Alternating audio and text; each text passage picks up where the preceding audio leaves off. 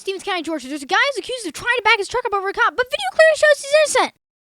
On June 29, 2024, a cop named Dondi Nelson heard this guy making a political comment in the Home Depot and followed him to his truck, which itself is pretty messed up. According to his personnel file, Nelson immigrated to the U.S. from Trinidad and Tobago. He's only lived in Toccoa for the past few years. Back in 2021, Nelson was working as a jailer in Stevens County but quit, and Sheriff Randy Shirley marked his personnel file not eligible for rehire. We don't know why he did, but this suggests that Nelson shouldn't have been working in law enforcement by the time of Home Depot. Despite this, Shirley rehired Nelson as a patrol deputy in November 2021.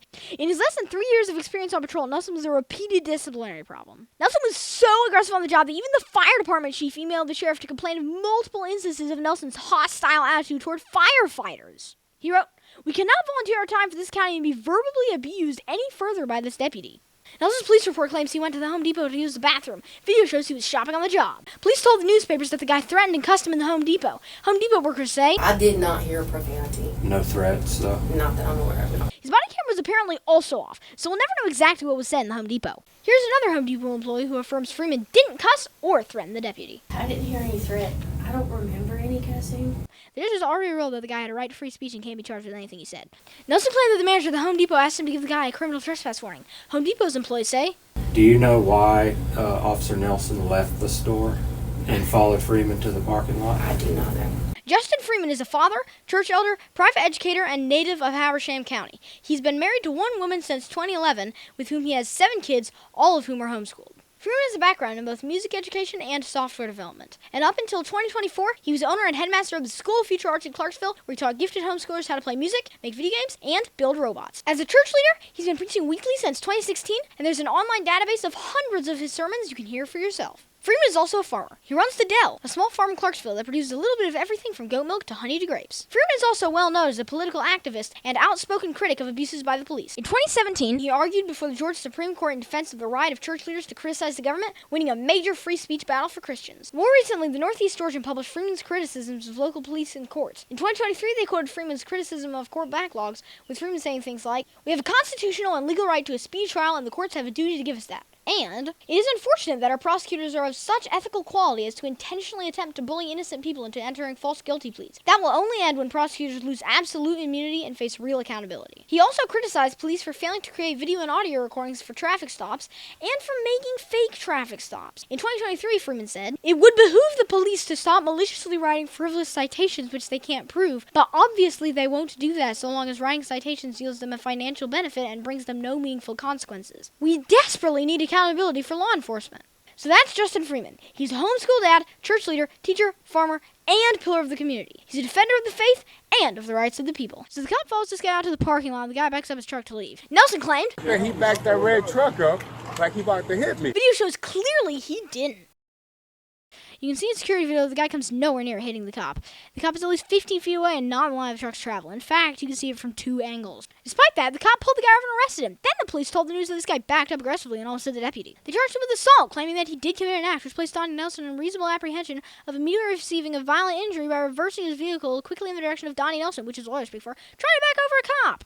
The cop made that accusation in June. Then in October, he made it in sworn testimony that the guy hadn't even come close to hitting him, saying the closest approach of the truck was maybe about 5 feet. He also said the backup wasn't a crime. The lawyer asked, "As far as the backing up, did you swear out a warrant for that conduct?" He answered, "No, sir, I don't have probable cause at that time." So basically, this guy made a political statement and the cop arrested him. And now, more than 9 months later, the prosecutors are still falsely accusing the guy of trying to run over the cop, even though there's proof he didn't do it. So since that time, the cop has claimed that he had to pull the guy over for running a stop sign. But there's a problem. There's no evidence he ran the stop sign. Nelson created no dash cam video, so we can't see for ourselves what happened. Deputy Nelson claimed in a court hearing that the guy ran the stop sign across from Memorial on Walmart Way. That's confusing because Walmart Way doesn't even intersect Memorial, and there's no stop sign passing Walmart Way, so it isn't clear what he was talking about.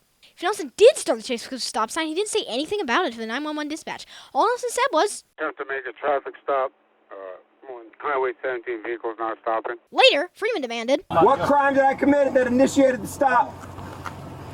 Name it. Name the crime." "You can't, because you know there isn't one. You can't name the crime because you know there isn't one." And when Nelson described the chase to his buddies, he said nothing about the stop sign. "Yeah, he backed that red truck up like he about to hit me. So I friggin' pull off, turn my blue lights on, he wouldn't friggin' stop." Here's another one of Nelson failing to explain why he pulled Freeman over. "What you got, Dondi? What's the stop for, Dondi?" "Okay." More importantly, there's no possible way that Nelson could have seen the stop sign at Memorial Drive. These videos and computer models show that Nelson was far off when the guy reached the stop sign, and thick trees make it impossible to see. So there's no evidence that Freeman committed any traffic violations prior to Nelson turning his blue lights on, and Nelson didn't start making the claim until much later. After police arrested the guy, they told the news that he led them on a dangerous high-speed chase, saying he fled away driving recklessly and sped through Walmart Way onto Big A Road, hitting dangerous speeds. The guy was indicted for fleeing in traffic conditions which placed the general public at risk of receiving serious injuries and driving in reckless disregard for the safety of persons and property. Nelson claimed, video shows otherwise. The supposed chase went on for only 5 minutes and 40 seconds. In court, the officer admitted that the speed was probably about 20 miles per hour and that they drove about a mile. Investigators claim that the cop's dash cam was inoperable, so there's no police video, but the guy's son took a cell phone video that shows him driving super slowly and even stopping for a red light.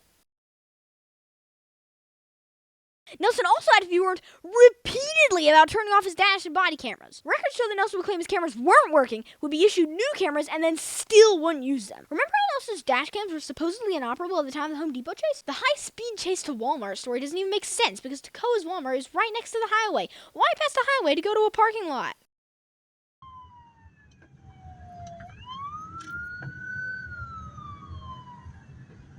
We are trying to go to a safe place where people can at least see what's happening.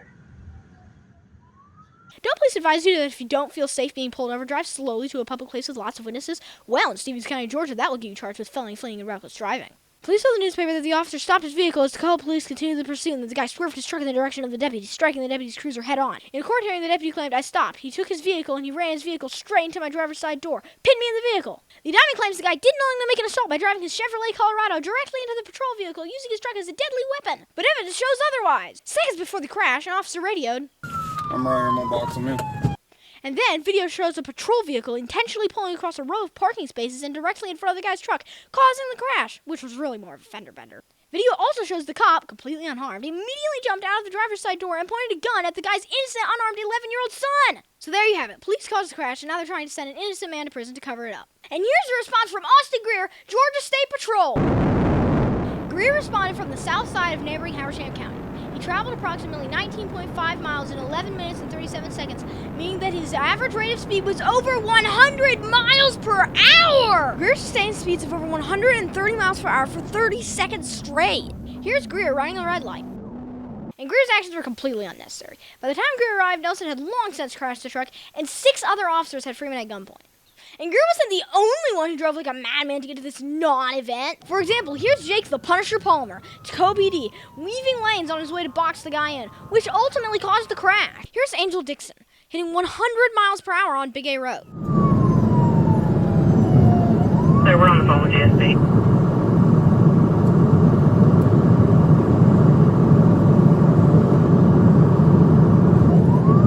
Conventional wisdom tells us that we need strict enforcement of traffic laws to keep us safe, but in this case, the cure is worse than the disease. Here, Nelson abused the traffic laws to punish a political opponent, and the police turned a harmless situation into a danger for everyone. We still don't have all of the GSP video. When we get it, we'll plan to show it to you. But we know this case drew officers from across Stevens, Habersham, and Franklin counties, and they, not Freeman, created danger for hundreds of people. Is all of that worthwhile? Do we want to give police excuses to punish innocent speech activity? Is it worth it to have multiple cars weaving lanes, running red lights, and driving at insane speeds and intentionally crashing cars to catch a guy who supposedly ran a stop sign? Here's Freeman, professing his faith and clearly notifying Palmer about what caused the situation.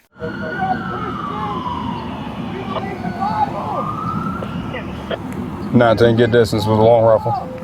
We don't believe in trying to stop people and attack them for no reason. Only because they're anti-police beings.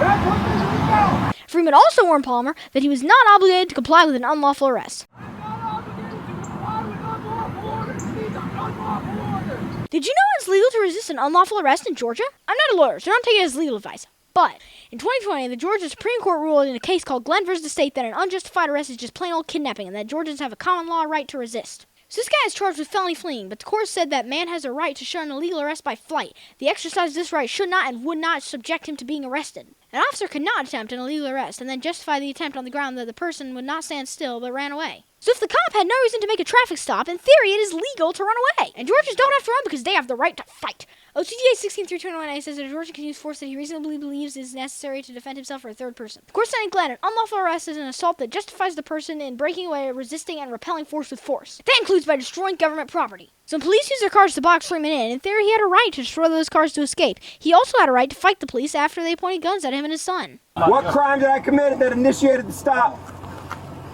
Name it. Name the crime. You can't, because you know there isn't one. You can't name the crime because you know there isn't one. Under Georgia law, that means it's time to fight.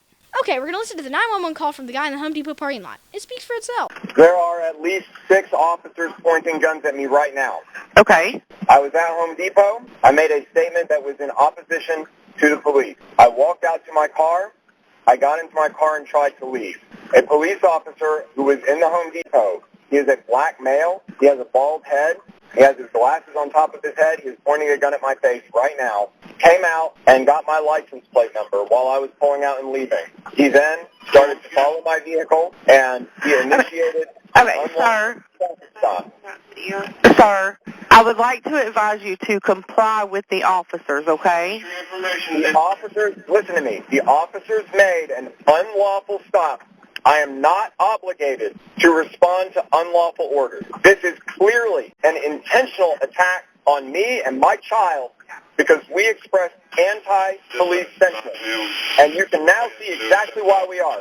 He said all you have to do is step out and speak with them. They started chasing me around Toccoa. I was driving slowly looking for a place that I could pull over safely where there could be witnesses to the obvious attack on my liberty taking place. Sir. I pulled into the Home Depot parking lot. Justin. The officers crashed into my truck.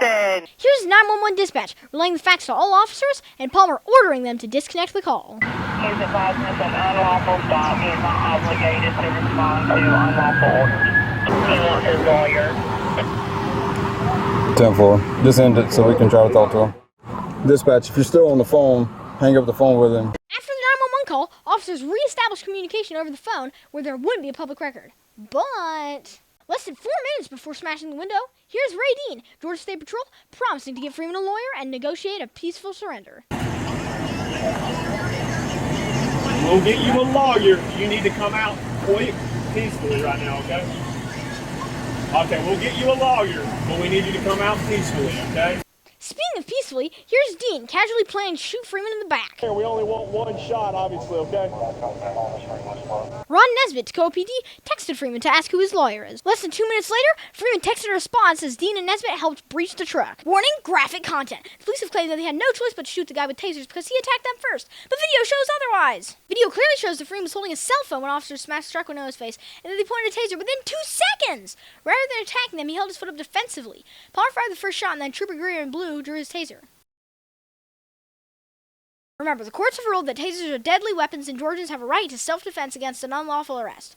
Yet again, police lied about what happened, pretending they had to use tasers because they were attacked. Police claimed in the newspaper that immediately upon breaching the driver's side glass window, the male subject began punching and kicking officers, as well as throwing glass at law enforcement. In court, Deputy Nelson said Randy Shirley put his hands through the window, and then Freeman started taking glass and throwing it at Trooper Greer and started punching Trooper Greer in the face. Freeman was fighting, so Trooper Greer tased him. Greer agreed, saying, "Once he began punching and hitting us, I did deploy my taser." For this, guy was charged with 4 counts of obstructing law enforcement officers by doing violence. But the video shows that the police story is untrue and that the officers shot first. It's illegal in Georgia to resist an unlawful arrest and also to act in self-defense. So clearly Freeman did not immediately begin attacking officers. In reality, they smashed glass in his face and immediately began shooting him with tasers and electrocuting him while he sent a text message and tried to block them with his foot. Is anything that the police said about this case true? No one wants to, but we've got to watch video of police beating up an 11-year-old kid in the Home Depot parking lot of Toccoa, Georgia. Police were trying to arrest the kid's dad for reasons that are weak at best. But whenever you think of the dad, it's clear the kid didn't break the law. Regardless, video shows police holding him at gunpoint before smashing glass in his face, ripping him out of the truck, wrestling him to the ground, and putting him in a chokehold!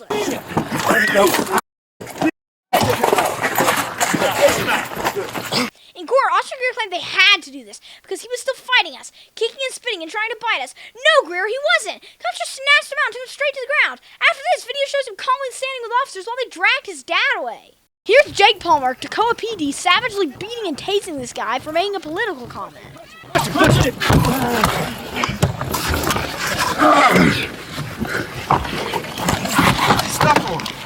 got his leg.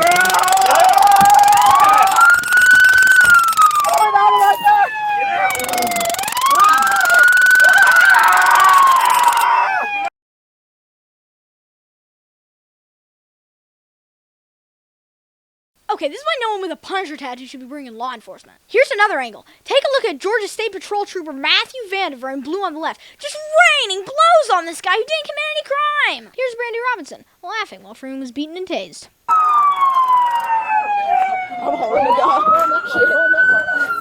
After this, the troop puts the guy in a punishing chokehold for 49 seconds. That's more than half the length of this entire video. Then, once the guy's restrained, we've got video of the sheriff in his boots literally jumping up and down on this guy's leg! And look at the injuries! He's got blood all over his face and the worst bruise on his back I've ever seen! He had a broken rib and doctors had to surgically remove a chunk of glass from his elbow! Believe it or not, in sworn testimony, when Deputy Nelson was asked if the guy had suffered any injuries, he said the guy was injured from the airbag! Yeah, right!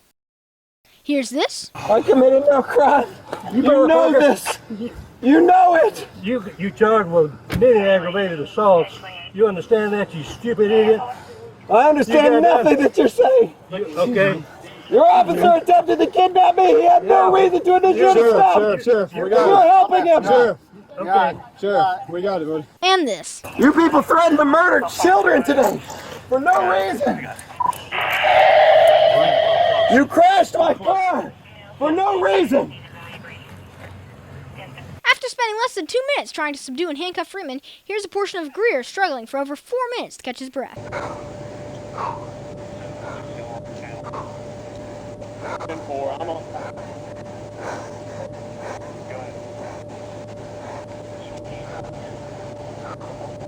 Listen to officers lying to the kid, telling him they wouldn't arrest him. No, we're not trying to arrest you, but you are detained, right? As thanks for his good behavior, Toccoa decided to put the innocent 11-year-old kid in handcuffs and take him to jail. And then, just to put some stink on it, they bashed his head on the police car on the way in. The kid faced no charges. Just like his dad, he had done nothing wrong. But the police decided to beat him up and take him to jail anyway. According to his mother, the police took him to the jail and questioned him without his parents or a lawyer, and then refused to release him unless she answered their questions. She says police only let go of the kid after she threatened to call a lawyer. Clearly, the kid didn't deserve this. Why aren't the officers responsible facing charges for battering and kidnapping this kid? Here's a video of Tim Kelly talking about how he threatened to arrest a bystander who took cell phone video. He's deleting this footage. Mm-hmm. Oh, who was? The old guy back in. Oh, what's up? That's $50,000 fine. That's 15 years in prison. He didn't want to do that, did he? No. And finally, here's Nelson, burdened by a guilty conscience, apologizing to Austin Greer. I apologize, Greg. No, you're fine. You're fine. Hey, he's the idiot. So. He's the idiot, man. Police arrested a guy in the Home Depot parking lot because he said some things they didn't like, and they beat the snot out of him. The guy is charged with violently obstructing several officers, but the claims are highly suspect. First, remember that in Georgia it's legal to resist an unlawful arrest. It's also legal to fight in self-defense, and both are relevant in this case. But more importantly, video shows him not violently resisting. The worst injury any officer received was Jake Palmer, who bruised his own knuckles, savagely beating Freeman in the back. After the beating, he tacitly admitted to another officer he caused his own injuries. Did he break your knuckle? No, well, kind of. That guy in the clean blue shirt is Austin Greer. Clearly he isn't injured at all, but in court, another deputy swore that Greer was so badly injured that he had blood soaked through his shirt. He said in his testimony, "I remember he was bleeding because that light blue shirt had blood on it." Of note, Matthew Vandiver also didn't have blood on his shirt. What everyone did have was Freeman's blood all over their hands. And then there's this guy, Tim Kelly, who's on the opposite side of the truck such that no one ever laid a finger on him. But the truck guy is still charged with violently obstructing him. Yet again, basically every single claim the police have made about this case is completely untrue. They're trying to put an innocent man in prison because they beat him up. The question that everyone's asking is, why not just comply? First, remember that Georgians have a right to resist an unlawful arrest, so the guy had no duty to comply. But what was the cop planning to do if the guy had complied? Video shows that the cop was prepared to lie to get both this guy and his son in handcuffs, and also that he was eager to hurt both of them. The cop had his body cam and dashed him off, which suggests that he was planning to do something illegal and didn't want there to be a record. He's also on record lying to excuse doing violence to the guy, and the the cop had a gun. It's reasonable to believe that if the guy had pulled over, this cop would have made false accusations to at least arrest both him and his son, and at worst, could have killed them and lied to cover it up. It's also very reasonable to think that the guy saved his life and his kid's life by trying to get to a place with witnesses and drawing other officers with cameras to the scene. Freeman's refusal to surrender after the crash may have also saved his life. If he had gotten out of the truck, police would have had a clean shot and might have taken it. Remember Daniel Shaver? Call towards me! Don't talk!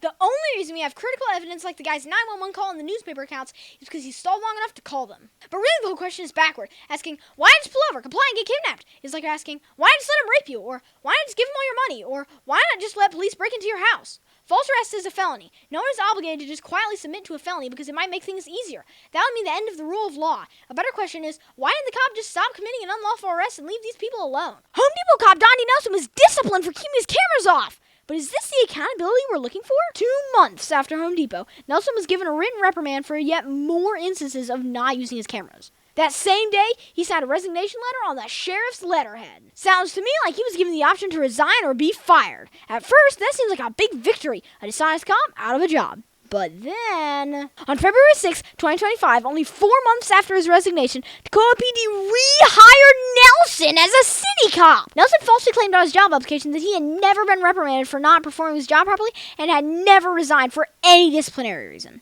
We contacted Toccoa PD to point out Nelson's disciplinary record and dishonesty on his job application, and he said, "We do not discuss personnel issues or decisions." So apparently, the penalty for attacking innocent kids and pointing guns and being repeatedly disciplined for turning the cameras off to cover your tracks is that you trade a tan county uniform for a Navy City uniform and keep right on policing. Nelson isn't the only Home Depot officer who resigned in 2024. There were 13 officers at the Home Depot when an innocent man was held at gunpoint, beaten, and arrested. Within 6 months, several of them had resigned. First, Nelson was disciplined and resigned. Thereafter, Nelson's direct supervisor, Tim Hill, resigned, and his supervisor, Kyler Jameson, resigned, and his supervisor, Sheriff Randy Shirley, also resigned. So did Tim Kelly, Toccoa PD. That's 5 out of 13 resigned within 6 months. Toccoa Police Chief Jimmy Mize suddenly resigned without explanation on Nelson's last day on the job. 1 day after Dondi Nelson's personnel file was released, Chan Connell, the judge who had ordered Freeman held without bond, reinstated his bond, and then he resigned only a few weeks later. And are you sure you even want the people who are left?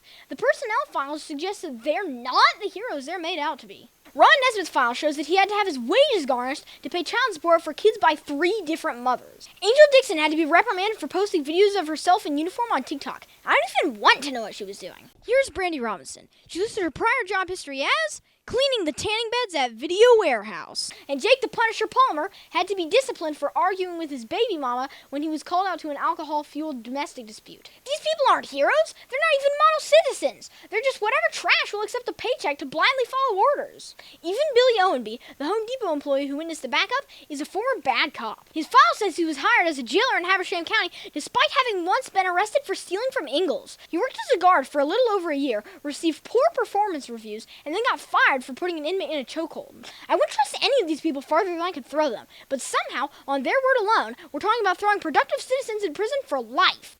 Let's talk about the outrageous sentencing possibilities in the Home Depot case. Freeman already spent 6 months in jail before being released on bond. Freeman is 40 years old and has a life expectancy of 37 more years, so more than 37 is effectively life. The remaining charges are simple assault for backing out of a parking space carries up to 1 year and a $1,000 fine. Reckless driving for going 20 miles per hour carries up to 1 year and a $1,000 fine. Felony fleeing an officer for driving 1 mile to a parking lot carries from 1 to 10 years and a $5,000 to $10,000 fine. Aggravated assault on an officer with a deadly weapon because police intentionally boxed his truck in and caused a crash, suffering no injuries. It carries from 5 to 20 years and a minimum $2,000 fine. Felony obstruction of an officer by doing violence, 4 counts. Freeman was charged with this because police shot him with tasers, electrocuted him, and beat him nearly to death. Each count carries from 1 to 5 years and a fine of at least $300. Times 4, that's 4 to 20 years and $1,200. Grand total, Freeman facing at least $8,000 in fines and 12 to 52 years behind bars, meaning Freeman faces the possibility of life in prison. Police piled all those false accusations on Freeman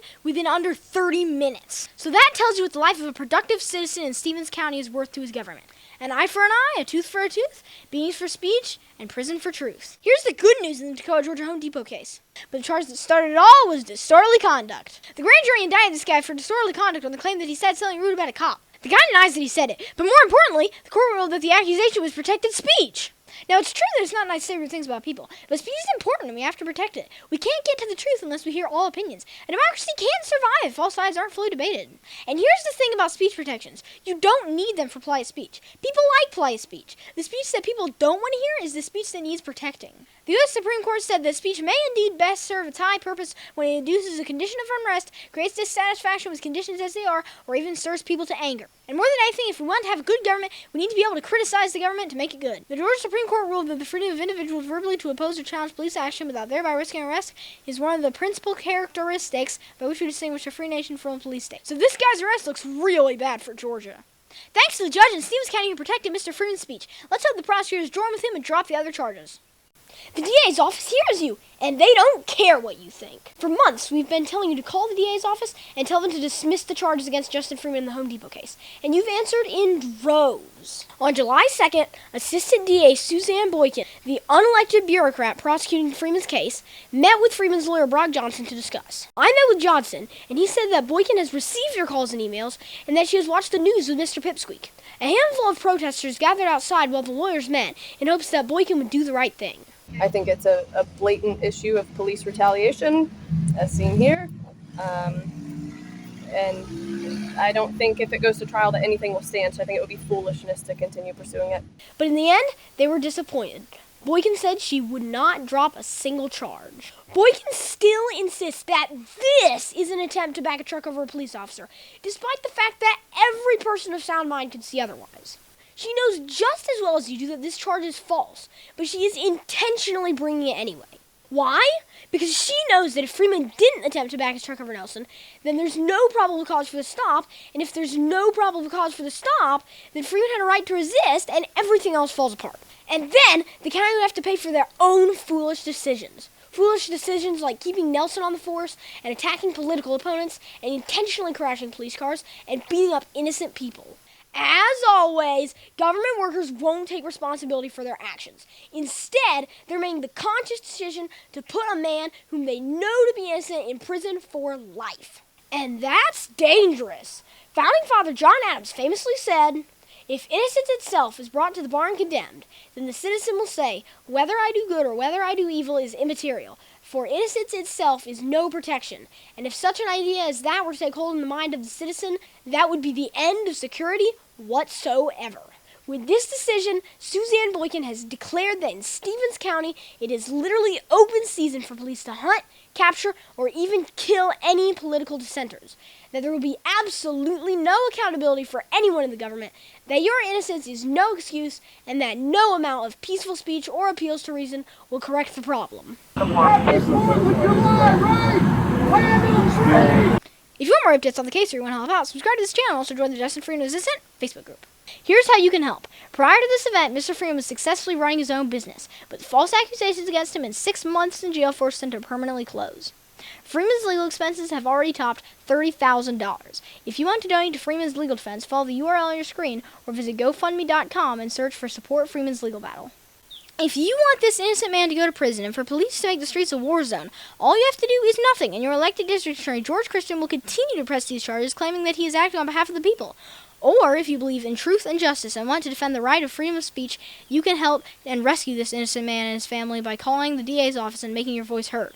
The Mountain Judicial Circuit of Georgia covers Stevens, Banks, Habersham, and Rabun counties. To contact the DA's office, call 706-886-7920 and tell the DA to drop all charges in the Freeman Home Depot case.